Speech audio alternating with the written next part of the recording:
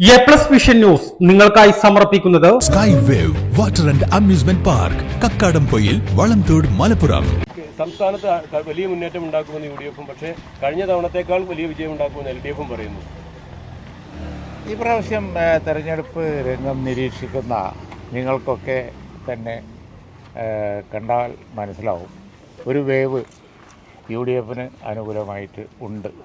ജനങ്ങളിൽ കുറച്ചായില്ലേ, ഇനിയൊരു മാറ്റം വേണം, ഈ സ്ഥിതി പറ്റൂല എന്നുള്ള ഒരു ചിന്ത അത് നല്ലപോലെ ഉണ്ട്. അപ്പോൾ ഇവിടെയൊക്കെ തന്നെ വലിയ വ്യത്യാസം കഴിഞ്ഞ അല്ലെങ്കിൽ തന്നെ നഗരസഭ UDF-ന് കിട്ടുന്നതാണ്. ഞാൻ ഒരു ഉദാഹരണം പറയാം. എല്ലാ സ്ഥലത്തും UDF വിജയിക്കും എന്നുള്ള പ്രവർത്തകന്മാരുടെ ഒരു ആത്മവിശ്വാസം വളരെ കൂടിയ എല്ലാ ജില്ലകളിലും. കോഴിക്കോട് ജില്ലാ പഞ്ചായത്തിൽ ഇന്നലെ ഞാൻ പ്രചരണത്തിന് പോയപ്പോൾ ജില്ലാ പഞ്ചായത്ത് തീർച്ചയായും UDF-ന് കിട്ടും എന്നാണ് അവർ പറയുന്നത്. അപ്പോൾ വലിയ ഇൻഡിക്കേഷനാണ്. അങ്ങനെയാണെങ്കിൽ ജില്ലാ പഞ്ചായത്തുകളിലൊക്കെ ഭരണം കിട്ടും എന്നുള്ള ആത്മവിശ്വാസം അടുത്ത നിയമസഭാ തെരഞ്ഞെടുപ്പ് വിജയിക്കുന്നതിലെത്തും, ഒരു സംശയവും ഇല്ല. നല്ല മാറ്റമാണ് സംസ്ഥാനത്ത് രാഷ്ട്രീയമായി.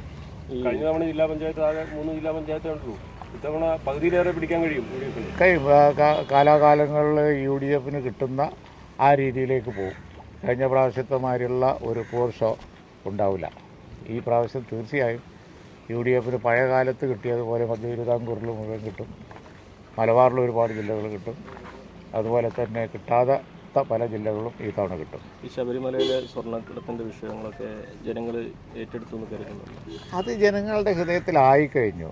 ഈ വന്നു പോണ പല വിഷയങ്ങളും പോലെയല്ല, വരുമ്പോവും അതുപോലെയല്ല. ശബരിമലയിൽ ഉണ്ടായത് അത് നെഞ്ചിൽ തറച്ച ആണിയാണ്, നെഞ്ചിൽ തറച്ച വിഷയമാണ്. അതിന് പ്രതികരണം ഉണ്ടാവും. അത് ഭരണകർത്താക്കളിൽ നിന്ന് സംഭവിച്ചുകൂടാത്ത ഒരു കാര്യമാണ്. കാവലേൽപ്പിച്ചവർ തന്നെ ഇങ്ങനെ കളവ് നടത്തുക എന്ന് പറയുമ്പോൾ അത് അസാധാരണമായ ഒരു സംഭവമാണ്. അത് മറ്റു കാര്യങ്ങളെപ്പോലെ അല്ല. അതിൻ്റെ ഇമ്പാക്റ്റ് ഈ തെരഞ്ഞെടുപ്പിൽ നിന്നല്ല അടുത്ത തെരഞ്ഞെടുപ്പിലും ഉണ്ടാവും. കാരണം ശബരിമല നമുക്കറിയാലോ, കേരളത്തിൻ്റെ പേരുമായി എന്തുമാത്രം ബന്ധപ്പെട്ടിരിക്കുന്ന ഒരു പ്രദേശമാണ്. അന്തർദേശീയ തലത്തിൽ തന്നെ കേരളത്തിൻ്റെ യശസ്സും പ്രശസ്തിയൊക്കെ കൂട്ടിയ മതേതര സെൻ്ററാണത്. അതുപോലെ തന്നെ ഭക്തർ അങ്ങനെ കാണുന്ന ഒരു സ്ഥലമാണ്. ഇത്ര മാതൃകാപരമായ ഒരു ദിവ്യസ്ഥലം, പുണ്യസ്ഥലം ഉണ്ടാവില്ല.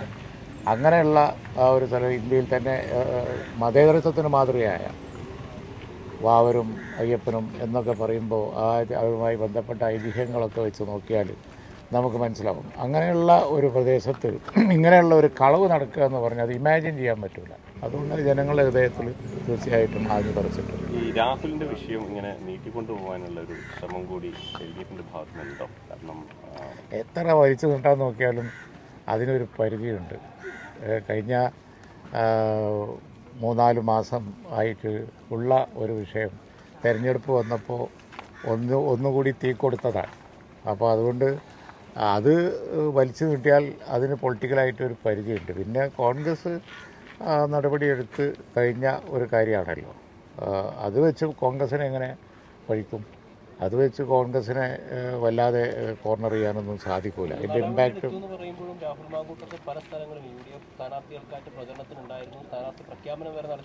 ഞാനത് സംബന്ധിച്ച് കൂടുതൽ അഭിപ്രായം പറയേണ്ടതില്ല. കാരണം അതിൻ്റെ അതിർവരമ്പ് എന്ന് പറഞ്ഞാൽ അതാണ്. കോൺഗ്രസ് നടപടിയെടുത്താൽ പിന്നെ അത് സംബന്ധിച്ചുള്ള വിശദീകരണം ഒക്കെ പറയാൻ ഞാൻ ബാധ്യസ്ഥനല്ല. ഘടകകക്ഷികളൊക്കെ പിന്നെ മാറി മാറി അനുദിനം കമൻറ്റ് ചെയ്യേണ്ട ഒരു വിഷയമാണത് എന്ന് ഞാൻ കരുതുന്നില്ല. അതുകൊണ്ട് ഞാൻ പറഞ്ഞല്ലോ, അത് സംബന്ധിച്ച് ഒരു ഫുൾ സ്റ്റോപ്പ് കോൺഗ്രസ് ഇട്ട് കഴിഞ്ഞതാണ്. കൂടുതൽ കമൻറ്റ് മറ്റൊരു ഘടകകക്ഷിയുടെ പ്രതിനിധിയിൽ നിന്ന് ആവശ്യമില്ലാത്തതുകൊണ്ട് ഞാനതിൽ കൂടുതൽ പ്രതികരിക്കുന്നുമില്ല. ഓക്കെ, തെരഞ്ഞെടുപ്പിനെ ബാധിക്കില്ല എന്ന് ഞാൻ പറഞ്ഞു.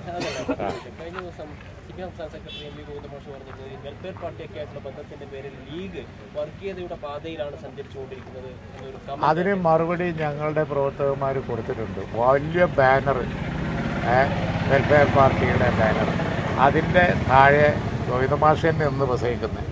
വെൽഫെയർ പാർട്ടി സ്ഥാനാർത്ഥിക്ക് വേണ്ടി വോട്ട് ചോദിച്ചുകൊണ്ട് ഗോവിന്ദമാഷനെ പ്രസംഗിച്ചുകൊണ്ടിരിക്കുന്ന ബാനറുള്ള സ്റ്റേജിൻ്റെ ഫോട്ടോ, അതുപോലെ തന്നെ അവരുടെ സ്ഥാനാർത്ഥികൾ ആയിട്ട് കഴിഞ്ഞ തിരഞ്ഞെടുപ്പിലും ഈ തിരഞ്ഞെടുപ്പിൽ പോലും ഉണ്ട് എന്നാണ് പറയുന്നത് പല പ്രദേശങ്ങളിലും അങ്ങോട്ടും ഇങ്ങോട്ടും ഒക്കെ. അപ്പോൾ അത് ഏശുന്ന ഒരു കാര്യമല്ല. കാരണം ഇത്രയും നാൾ അവർ സഖ്യം സ്ഥാപിച്ചിരുന്ന ഒരു പാർട്ടിയുമായി എവിടെയെങ്കിലും തിരഞ്ഞെടുപ്പിൽ ഒരു അഡ്ജസ്റ്റ്മെൻ്റ് ഉണ്ട് എന്ന് റിസർച്ച് ചെയ്തു അത് വലിയ വിഷയമാക്കാൻ വേണ്ടി അവർ ശ്രമിച്ചു. എങ്ങനെ ഭരിക്കും? കാരണം ഈ നാട്ടിൽ അവരുടെ വെൽഫെയർ പാർട്ടിക്ക് വേണ്ടിയുള്ള പ്രസംഗം ഓടുന്നുണ്ട്, ബാനർ ഓടുന്നുണ്ട്, അവർ വോട്ട് വയ്ക്കുന്നത് ഓടുന്നുണ്ട്, ഒന്നിച്ച് ജാഥ നടത്തുന്നത് ഓടുന്നുണ്ട്. ഇതൊക്കെ ഓടിക്കൊണ്ടിരിക്കുന്ന ഒരു സ്റ്റേറ്റിൽ ഇവരിങ്ങനെ തിരിഞ്ഞു നിന്ന് ഇപ്പോൾ വലിയ ഒരു പ്രസംഗം നടത്തിയാൽ, പരിശുദ്ധതയുടെ ഒരു പ്രസംഗം നടത്തിയാൽ അത് യേശോ. അതുകൊണ്ടാണ് അത് ഏശാതെ പോയത്. അത് പോയി. ഇനി അത് നിങ്ങൾ ചോദിച്ചിട്ട് കാര്യമില്ല. സർക്കാരിന്റെ ഒരു വിലയിരുത്തലാവുമെന്ന് LDF നേതാക്കൾ പറയുന്നു. അങ്ങനെയെങ്കിൽ ജനാധിപത്യത്തിൽ പ്രതിപക്ഷത്തിനും ഒരു റോളുണ്ടല്ലോ. ഈ തെരഞ്ഞെടുപ്പ് ഫലം പ്രതിപക്ഷത്തിന്റെ ഒരു വിലയിരുത്തലായി പ്രതിപക്ഷം കാണുന്നു. ഒരു വിരോധവും ഇല്ല. വിലയിരുത്തലായിക്കോട്ടെ, സർക്കാരിൻ്റെ വിലയിരുത്തലാണ് എന്നുണ്ടെങ്കിൽ ഈ തെരഞ്ഞെടുപ്പ് UDF ജയിക്കും. UDF ജയിച്ചാൽ അത് UDFിൻ്റെ ശക്തിയുടെ ഒരു നല്ല വിലയിരുത്തലാകും. ജയം ഉറപ്പാണ്. അപ്പോൾ വിലയിരുത്താനൊന്നുമില്ല, ഇലക്ഷൻ്റെ മുമ്പ് തന്നെ പറയാം.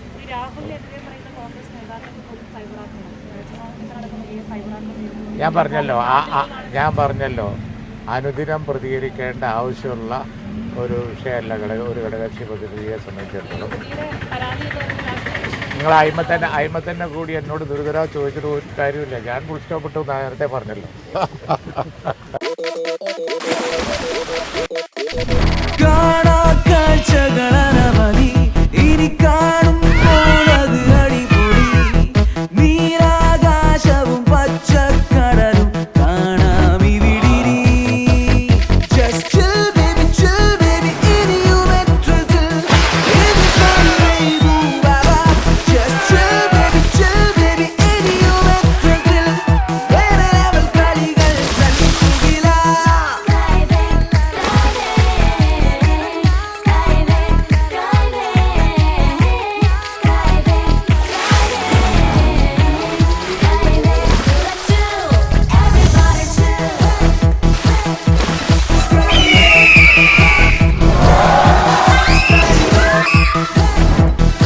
അതിരില്ലാത്ത ആഘോഷം, അളവില്ലാത്ത ആനന്ദം. Skywave amusement park, Kakkadampoyil, Malappuram.